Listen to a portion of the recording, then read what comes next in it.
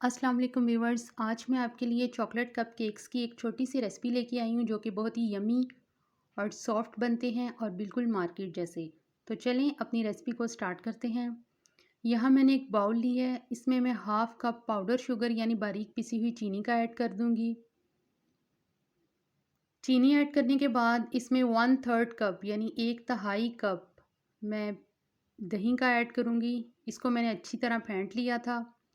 इसके बाद इसमें 1/8 कप, अगर मैं आपको स्पून्स की मेजरमेंट के हिसाब से बताऊं तो ये 2 टेबल स्पून कुकिंग ऑयल बनता है, वो इसमें ऐड कर देंगे और इसे तब तक मिक्स करेंगे जब तक कि हमारी चीनी मुकम्मल तौर पर डिज़ोल्व यानी हल नहीं हो जाती।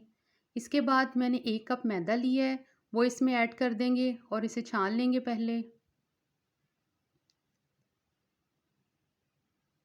मैदा छानने के दौरान जो आपके इस तरह के लम्प्स बनते हैं, उसे आप स्पैचुला की मदद से यूँ सेट कर लेंगे और इसे दोबारा से छान लेंगे। इसके बाद मैंने 1/4 कप कोको पाउडर लिया है और इसे इस तरह छान के ऐड करेंगे और इसके भी लम्प्स यूँ मैं हाथ की मदद से सेट कर लूँगी और इसे दोबारा से छान लूँगी। यहाँ फ्रिज का ठंडा अंडा नहीं है, ये रूम टेम्परेचर का अंडा लिया है मैंने 1 अदद, वो इसमें ऐड कर देंगे। इसके बाद इसमें 1/4 टीस्पून मैंने नमक ऐड किया है। नमक ऐड करने के बाद इसमें वनीला एसेंस हम ऐड करेंगे, जो कि मैंने 2 टीस्पून लिया है। इसे मैं 1 बाय 1 ऐड करूँगी।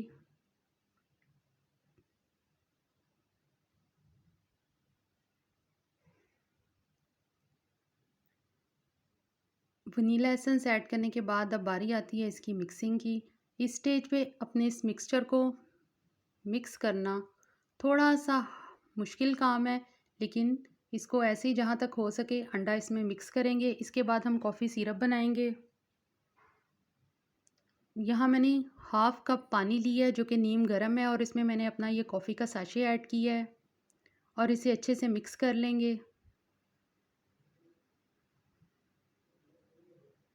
इसके बाद अपने इस बैटर में हम थोड़ा-थोड़ा करके डालते जाएंगे और इसे मिक्स करते जाएंगे।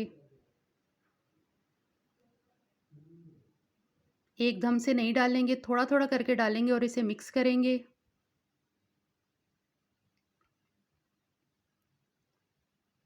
अब हमारा जो बीटर है वो इसमें इजीली मूव कर रहा है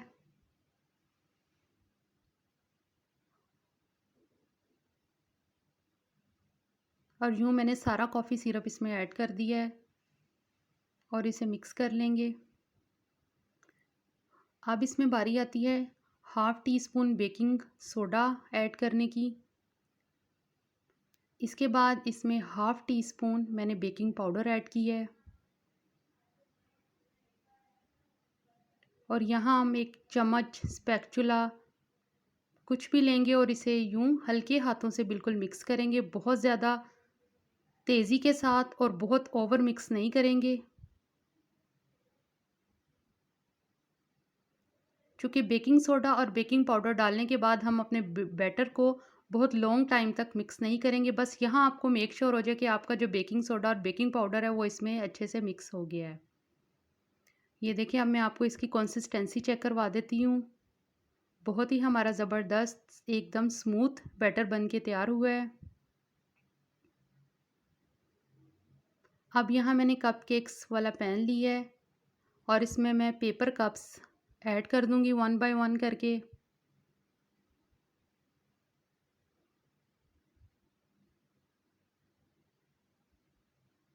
पेपर कप्स लगाने के बाद अब बारी आती है इसमें अपना बैटर डालने की।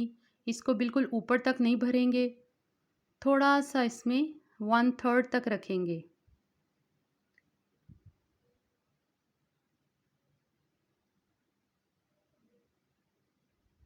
यूँ मैंने अपना सारा बैटर इसमें ऐड कर दिया पेपर कप्स में।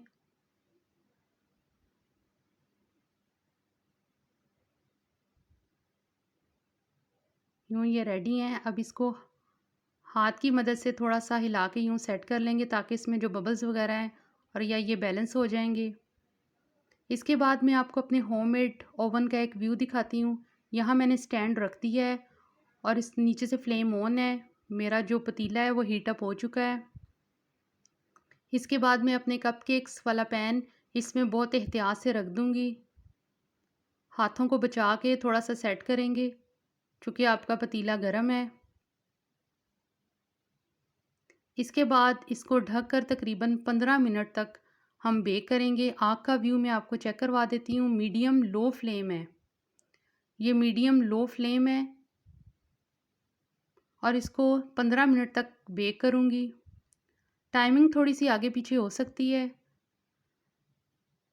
यहाँ 15 मिनट हो चुके हैं। मैंने अपना ढक्कन उठाया तो मेरे कपकेक्स एकदम बहुत अच्छे से फूल चुके थे।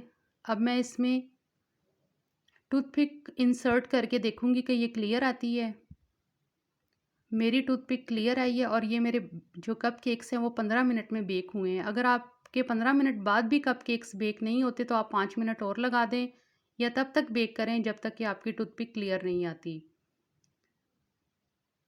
ये हमारे कपकेक्स मैंने निकाल लिए हैं पैन में से। अब मैं आपको इसका व्यू चेक करवाती हूँ। बहुत ही नरम और सॉफ्ट और यमी बने हैं। बच्चों को तो ये बहुत पसंद आते हैं।